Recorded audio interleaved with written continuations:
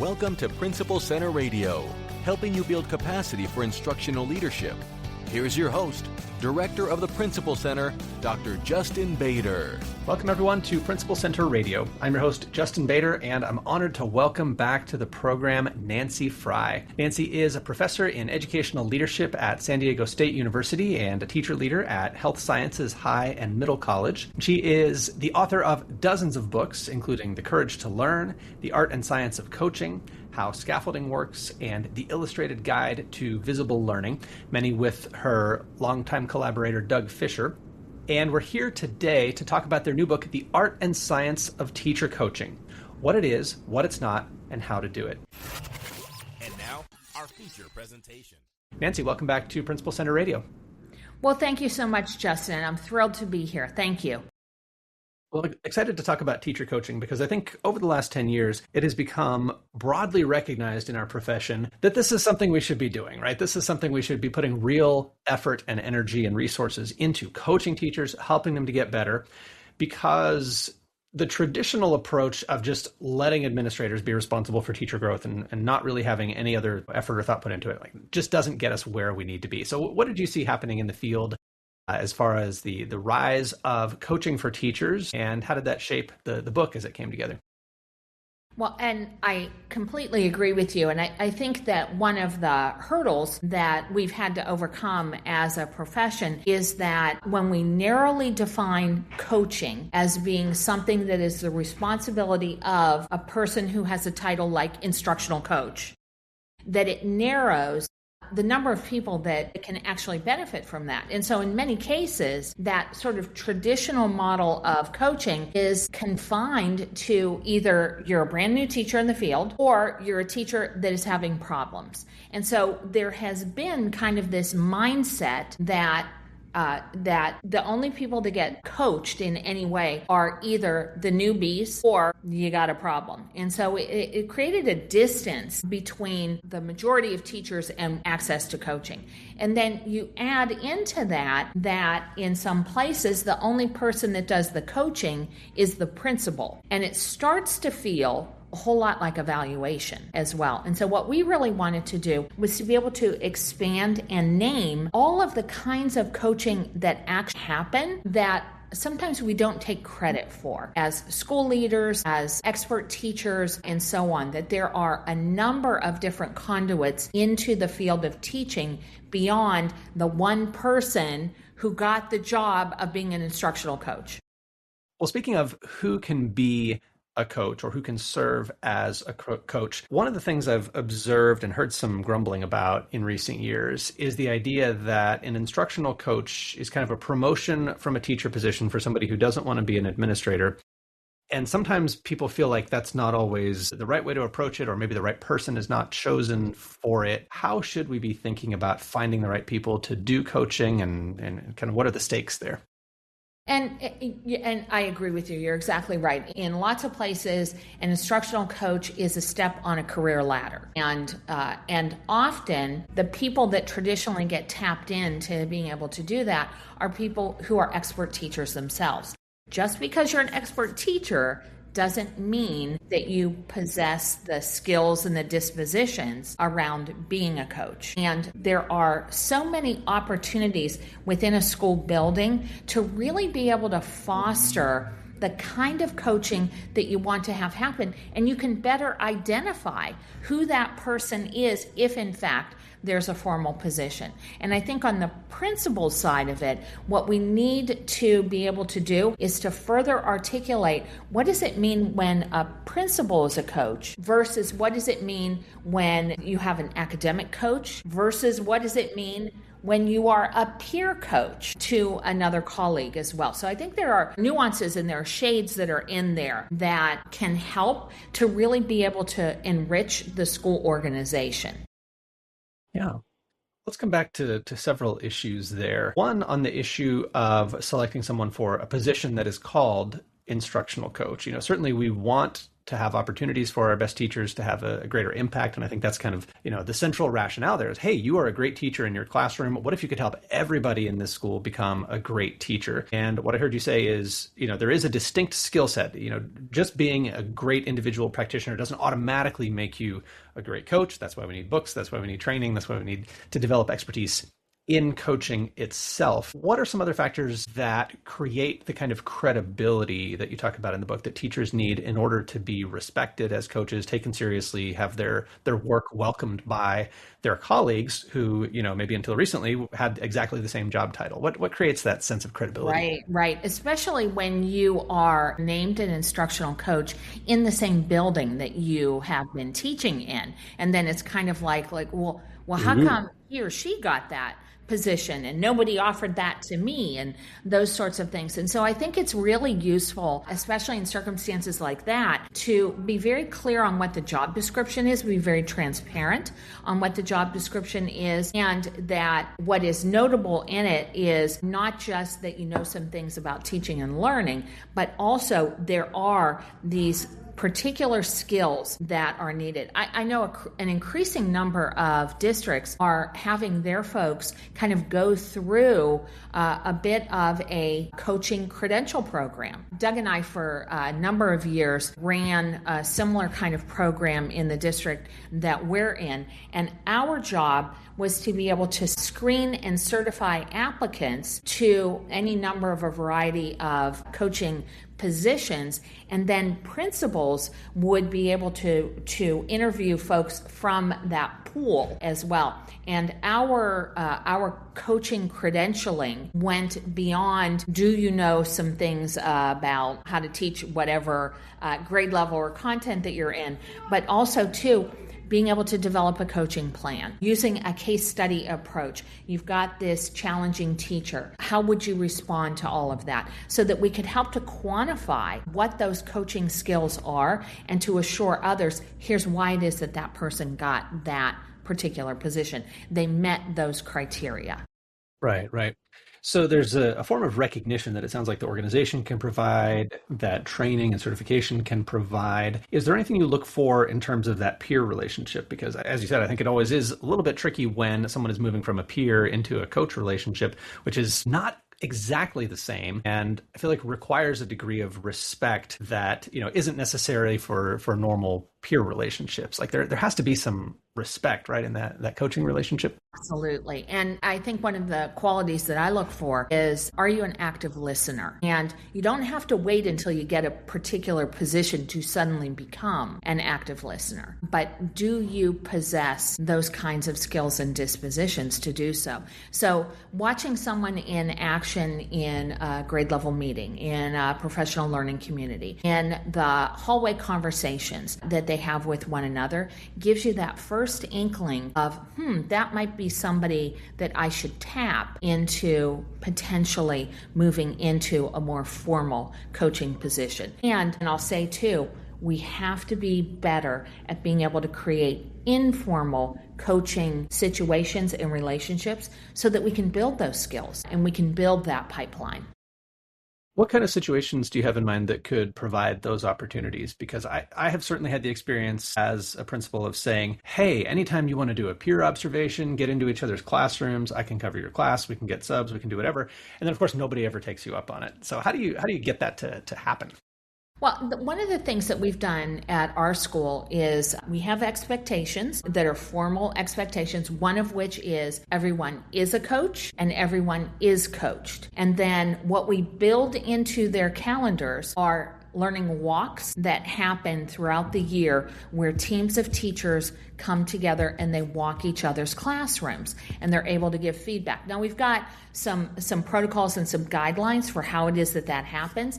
None of it is ever popping in on somebody's surprise. There's always a purpose to it. It's always scheduled and it is reciprocal. And especially when teams are more inexperienced at doing that, an administrator, one of us will go with that team in order to be able to kind of bracket those conversations. We also have some protocols, some forms for what's the information that you're collecting. You're looking for patterns and trends. You are not there evaluating individuals. We talk in advance about what it means to evaluate. When you say things like the way you did, you're evaluating. You're not noticing patterns and trends along the way. So I think there are a couple of guidelines that you can put into play. And quite frankly, you can structure your school schedule so that everybody gets those opportunities to do so. Push, there's structure, there's accountability. It's not just, hey, if you feel like it or if you get around to it.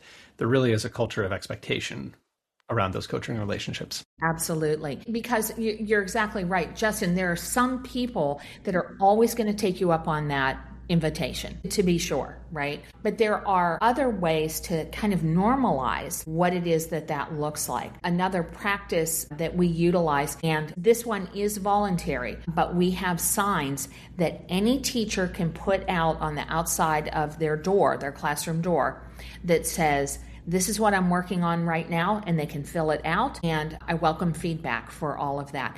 And there's a modeling that happens, especially when some of our more senior staff put out those signs. It helps junior staff to understand this is how things are done. This is normal. Yeah. To not only say I'm open to feedback, but here's what I'm working on. Here's what you can give me feedback Exactly. on.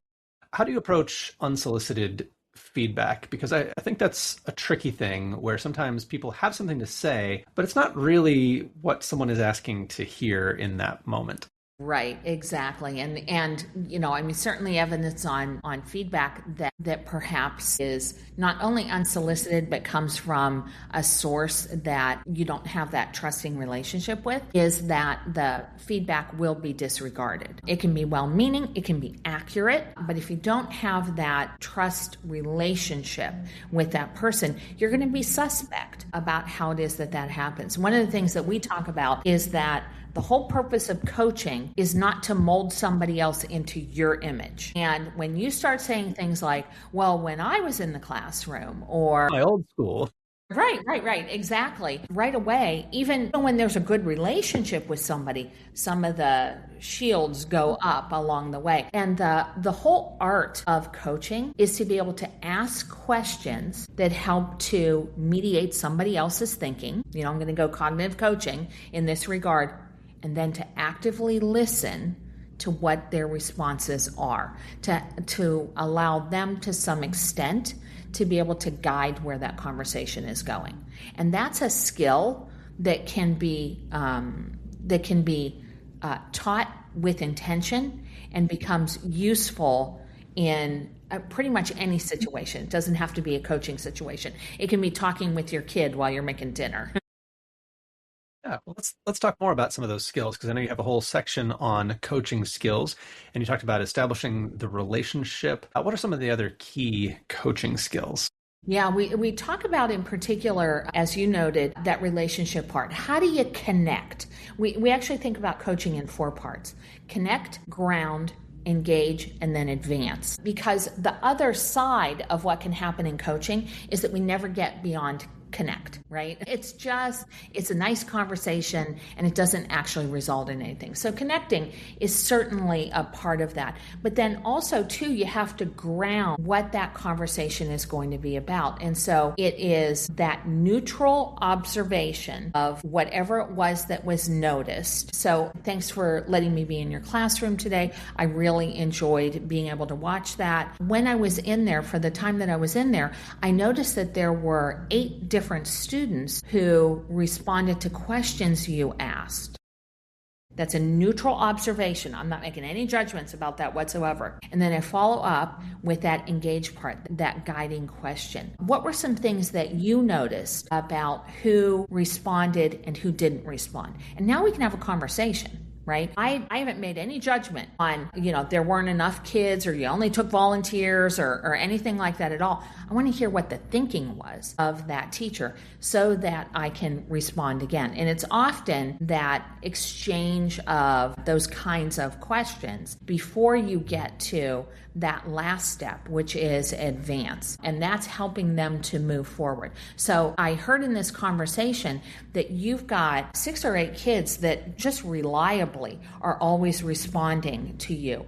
And out of this conversation, what I got is that you'd really like to see some of your quieter students begin to participate. Let's make a plan for how that's going to happen. And then I want to make sure to check back in with you next Thursday. Would next Thursday work? I'll check in back with you next Thursday so we can talk about what it is that you've noticed. And now what I've done in a short period of time is I made the connection, I grounded the conversation, asked a couple of mediating questions, and got that teacher to move to action. And I've got some accountability that goes with it too, which is I need to follow up next Thursday.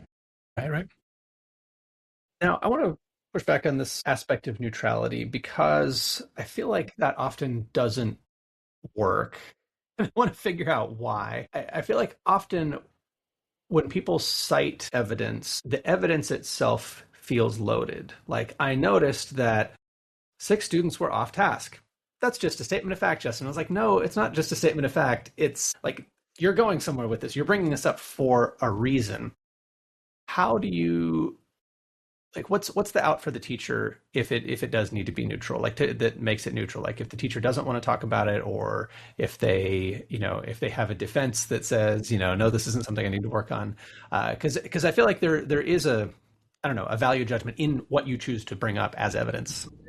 Absolutely. And I think it's important to say too, that coaching relationship is a reciprocal one. The coach also needs to go in with the idea of like, I should be learning from this person too. And if somebody would say to me, for example, I noticed that 6 kids were off task, my question would then be define off task.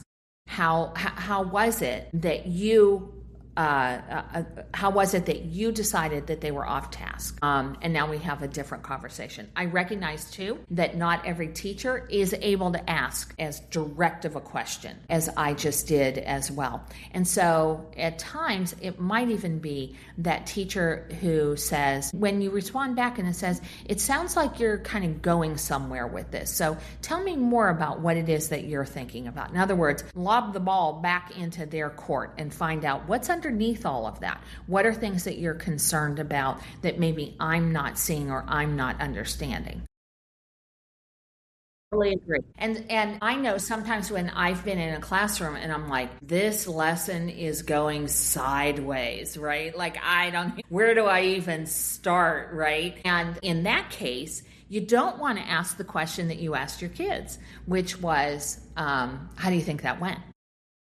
Because what if they come back and they say, I thought it was the best thing I ever did. Now what are you left with, right? Well, Nancy, what do you recommend when we observe a lesson or a coach observes a lesson and things are just not going that great? And we feel like, okay, I can ask an evidence-based question, but it's going to seem loaded. Like they're going to kind of tell where I'm going with this, or like, I just don't want this to backfire on me. Take us into a scenario like that. I certainly have been in that situation before, probably on both sides of the table, by the way, because don't you always feel like when you're being observed, like, that's the moment, that's the time, that's the afternoon when something unexpected happens. And there can be a temptation to start the conversation with, well, how do you think that went? And as a coach, you potentially have a couple of different answers, all of which are problematic. The first answer might be, I thought that was wonderful. Okay, what are you going to do with that? Because you didn't think it was wonderful, all right? Or the person just turns into this sobbing, like, oh my God, it was the worst thing ever, and all of those sorts of things. And now you're counselor, right? You're really not engaging in that conversation. And so I'll borrow one of my very favorite coaching questions from Bob Garmston and Art Costa, which is simply to ask, tell me how the lesson that you planned was different from the lesson that you taught. And now what that invites is either that teacher to be able to say, I did this in third period and it worked really well. But when I did it in fifth period just now, I noticed, and now you get to hear what their thinking is. Because all good teachers change up their lesson somewhat based on what it is that's going on in the classroom right now. Doesn't always work, but they usually have a reason for what it is that they did. So I like being able to kind of open up a conversation when it hasn't been so great with simply asking them a question like that. I think what I would like to talk about is just kind of broadening our definition of what coaching is so that we can get more people involved informally and formally in building a coaching culture. Well, Nancy, you said earlier in our conversation that you have the expectation in your school that everyone is coached and everyone is a coach. And I want to ask about that broad group of everyone being a coach. But I wanted to start by asking specifically about principals who are already evaluators, who already have a role that we would say is distinct from coaching. How do you get principals to wear that coaching hat or play that coaching role? And what are some of the distinctions or different parameters that you put in place when someone who is also a principal is serving as a coach? And it can be so challenging because I think there are lots of formal evaluation systems that kind of entangle coaching with evaluation, which just sort of obscures the roles altogether. So I think one of the challenges is that in some places, a full coaching cycle has been merged with an evaluation system. And so you've got the administrator who is on the one hand attempting to coach, because of course we're always interested in strengthening teaching, but at the same time has evaluation processes and responsibilities as well. So first of all, I think it's really important that there's clarity around roles, that we're siloing this. These are coaching conversations versus this is part of the evaluation system. I think that is essential for both the principal as well as for the teacher to be really clear on what that is. And then to add to that, that the principal does take opportunities to actually coach and not just to do evaluation/coaching, so that it normalizes, we're going to have conversations like this and this isn't a part of your evaluation. Yeah, very well said. Very well said. And speaking of normalizing, it sounds like part of the purpose of normalizing it is not only so that people will be open to being on the receiving end of coaching, but will see themselves as coaches, because as you said, everyone is coached and everyone is a coach. Take us into some of what that looks like for everybody. Well, I think it's, as much as anything, it's about establishing a school organization where there's a coaching climate. And so very often there will be the site administrator who has some coaching responsibilities. And there might be an instructional coach or a district coach that has that formal title. But beyond that, what we can also look at are those opportunities for reciprocal peer coaching to happen. In other words, for teachers to be in and out of each other's rooms as well. We also talk about, in the span of that, not just full cycle coaching, which typically does rest on the responsibilities of site administrators and formal instructional coaches, but also to introduce that within that coaching climate, there are two other kinds of coaching models that were utilized. One is micro coaching and the other is short cycle coaching. Now, micro-coaching is something that any of us can do, and it's in the hallway and so on. And it's essentially notice and nudge. Notice something that's going on, have that short conversation, and nudge that person towards some action. This is the kind of coaching that actually happens all the time between peers, and nobody takes credit for it. And so I think we need to kind of raise that up. And then this idea of some short cycle coaching. And short cycle coaching is typically a week or two long. It is one goal, and it is a goal that the coach and the teacher have agreed upon, and they set a goal for themselves. There's a follow-up for all of that as well. I'm going to be in your classroom. We're going to have a conversation. I'm going to follow up with you again. And then we flip the script and the person who was coached becomes the person who is the coach. So there's this reciprocal relationship. I'm going to do some coaching of you, short cycle, and then you're going to do some coaching of me. And that might happen within a grade level, it might happen within a department, or it might happen across grade levels or departments. But there's a level of fairness there when it is reciprocal in nature. And so I think there are opportunities there to broaden that everybody is a coach and everybody is coached, because we're all engaging in these micro-coaching conversations and we're all engaging in these short cycle coaching conversations. That aspect of modeling at the leadership level, that, this is not something that I'm just, telling you to do, but I'm actually modeling this and creating that culture of coaching. And I know in the book you have quite a few models that we probably don't have time to talk about all of them today, but you mentioned the micro coaching and the short cycle coaching. You've got lots of different cycles there. And you end the book by talking about coaching as a team sport. Take us into that a little bit.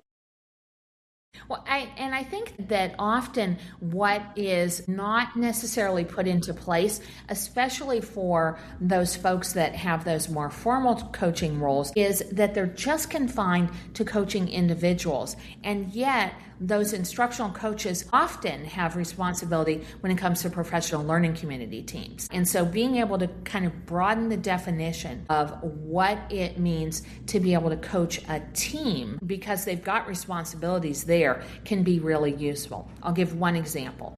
Coach being inside of a professional learning community team, and perhaps the conversation is starting to drift a bit. We're admiring the problem, but not really moving anything towards action. And so that's a perfect opportunity for the coach to be able to pose a question to the team that helps the team to be able to move forward in that. At other times, you might be coaching at a grade level. You might be coaching with a small group of new teachers, for instance, but there are those opportunities that are there. And again, we often don't call it out. We just call it other duties as prescribed, right?